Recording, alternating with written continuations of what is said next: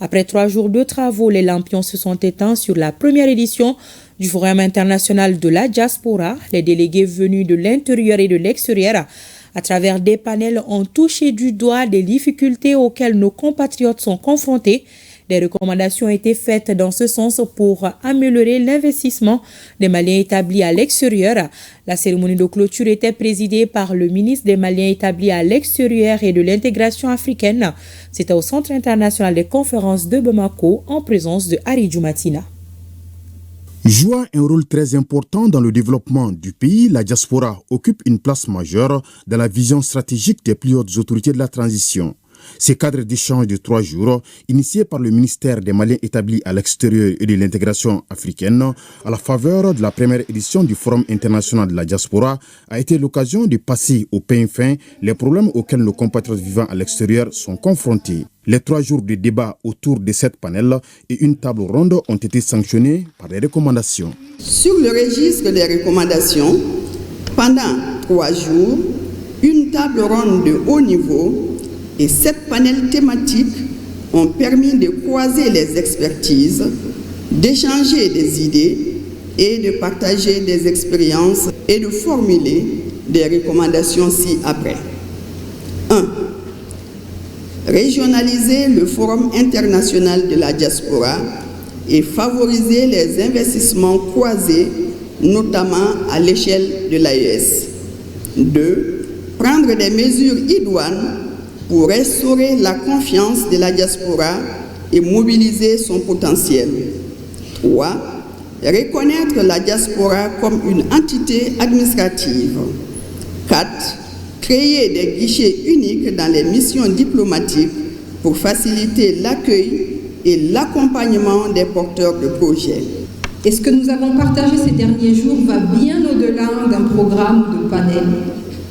Nous avons vu une reconnaissance mutuelle, un mouvement collectif qui marque une étape fondatrice.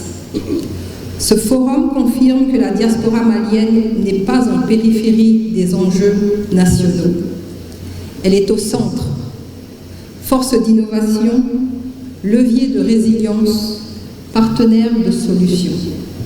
La première édition du Forum international de la diaspora aura tenu toutes ses promesses. Saluer et remercier la forte mobilisation de notre diaspora, venue d'au moins 66 pays à travers le monde et qui pendant 3 jours ont irrigué les débats, ont fait des propositions, ont fait des recommandations. Et pendant ces 3 jours, je pense que nous avons consolidé la confiance entre l'État et sa diaspora. Nous sommes soumis à un exercice d'écoute intense avec un sentiment de reconnaissance. Reconnaissance envers le président de la transition, chef de l'État, son Excellence le général d'armée Assimi Goïta, pour avoir cru en nous et en cette proposition, en ce projet de forum.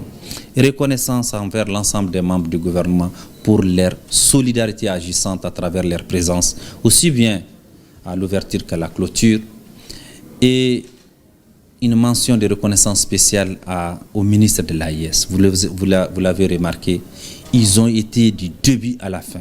Ils ont animé des panels. Donc je pense que c'est plus que de la satisfaction, c'est carrément un espoir de co-construire, de co-développer entre nous, État, et notre diaspora. Lors de la cérémonie de clôture, des motions de reconnaissance et de remerciement ont été adressées, entre autres, au président de la transition, chef de l'État, pour avoir initié la tenue de ce forum, au premier ministre chef du gouvernement, au ministre des Maliens établis à l'extérieur et de l'intégration africaine, au ministre de l'espace AIS qui ont assisté au forum, au ministre modérateur, aux experts, aux participants, aux investisseurs de la diaspora et à la Commission nationale d'organisation.